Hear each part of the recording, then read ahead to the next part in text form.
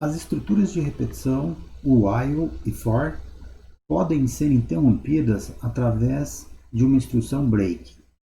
Então, vamos criar um programa que verifica se o número inteiro é um número primo ou não. E para isso a gente vai utilizar a instrução break para quebrar uma instrução de repetição do tipo for. Então vamos criar o nosso código fonte. Inicialmente ele vai ter uma entrada de dados, em que o usuário vai fornecer o número, que será verificado se é um número primo ou não. Aqui nós temos as regras que definem se o número é primo ou não. E a primeira regra diz que se o valor for 0 ou 1, o número não é primo. Então vamos fazer esse tipo de verificação aqui. Então, se o valor da variável n for igual a 0, ou o valor da variável n for igual a 1, nós vamos indicar que n não é um número primo, e essa indicação será feita através de uma variável do tipo flag, que inicialmente então vai receber falso, para indicar que o n não é um número primo. A segunda regra diz que n é um número primo se ele possuir somente dois divisores, 1 e o próprio número. Então, o algoritmo basicamente deve implementar a verificação se n tem algum divisor entre 2 até a raiz quadrada do número. Se tiver divisor, não é primo. Então vamos fazer aqui, inicialmente o flag começa com o valor verdadeiro, e o final do processo de repetição, então, vai ser definido pela raiz quadrada de n. A instrução de repetição, a variável de controle i, vai de 2 até n, até o fim. Se o resto da divisão de n por i for igual a 0, isso significa que o i é um divisor de n. Portanto, n não é primo. Então, a gente muda o valor do flag para falso. Então, o valor falso do flag indica que o número não é primo, enquanto que o valor verdadeiro indica que o número é primo. Então, sempre que for encontrado um divisor de n, muda-se o valor do flag para falso, para indicar que o número não é primo, e vamos quebrar a instrução de repetição, break.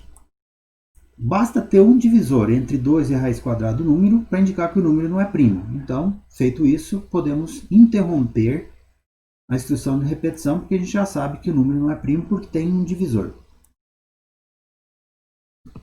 Ao final do processo, então, a gente usa o flag para indicar qual a situação verificada pelo algoritmo. Então, se é primo for verdadeiro, nós vamos indicar no dispositivo de saída que n é um número primo.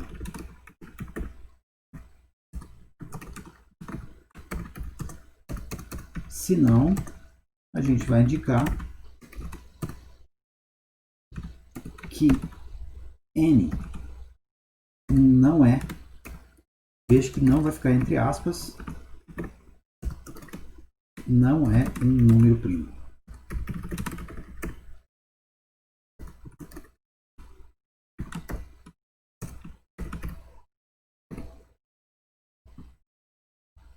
Então, esse tipo de variável é um flag, é uma bandeira. Sempre que o valor da bandeira do flag for falso, significa que o número não é primo. É o caso de o número ser 0 ou 1, não é primo, e o número ter algum tipo de divisor, ou algum divisor no intervalo de 2 e a raiz quadrada do número. Então, se o flag terminar como falso, o fluxo vem para cá e indica que o número não é primo. No caso de verdadeiro, vejam nesse caso aqui, o flag começa com verdadeiro. Se ele não encontrar, dentro do processo de repetição, ele não encontrar nenhum divisor de n, então o flag termina com o valor inicial, verdadeiro, e isso indica que o número é primo porque ele não tem divisores entre 2 e a raiz quadrada de um número. Então vamos testar. Na nossa pasta de exemplos, vamos chamar esse programa de 1.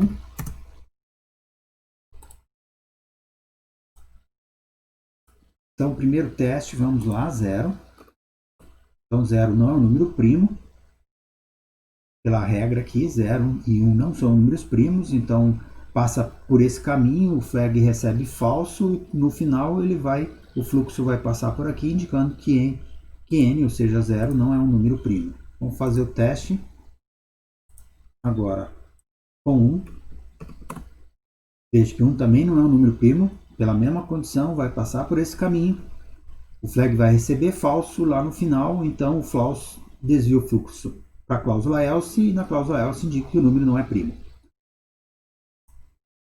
Vamos fazer um teste agora com o número 20. Veja que 20 também não é um número primo, então a condição aqui foi essa.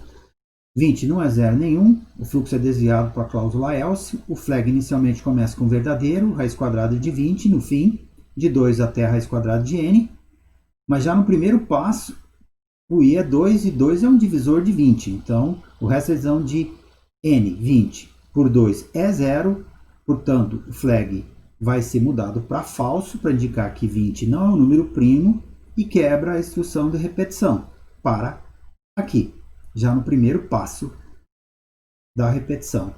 E o fluxo vem para cá, então sendo falso, desvia para cá, indica que o número não é primo. Vamos no último e definitivo teste, vamos indicar aqui n19. 19 é um número primo, então 19 não é 0 nenhum, o fluxo é desviado para a cláusula else, o flag começa com verdadeiro, fim, raiz quadrada de 19, e o for vai de 2 até a raiz quadrada de 19. Mas nesse intervalo não existirá nenhum divisor de n, portanto o flag termina com o valor inicial verdadeiro, e aqui nessa verificação, portanto, é verdadeiro, portanto 19 é um número primo. Então essa é a característica do flag. É uma bandeira que, neste caso particular, o valor falso indica que não é primo. Isso acontece quando n for 0 ou 1 e quando, dentro desse processo de repetição, for encontrado algum divisor de n.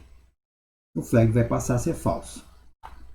Na segunda condição, o flag verdadeiro indica que o número é primo. Isso acontece quando inicialmente, antes do processo de repetição, o flag começa com verdadeiro, não encontrando nenhum divisor de n, portanto o flag mantém o valor inicial e o fluxo passa por aqui, indicando que o número é primo.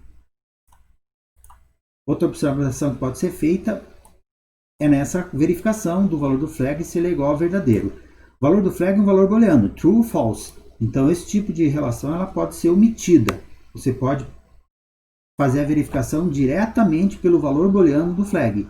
Se verdade, então é um número primo, caso contrário, não é um número primo. Obrigado.